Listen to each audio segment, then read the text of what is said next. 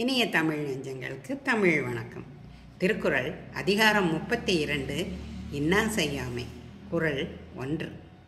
சிறப்பினும் செல்வம் பெறினும் பிறர்க்கு இன்னா செய்யாமை மாசற்றார்கோள்.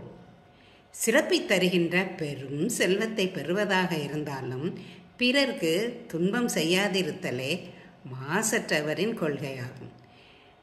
சிறப்பினும் செல்வம் பெறினும் பிறர்க்கு இன்னா செய்யாமை மாசற்றார்கோள்.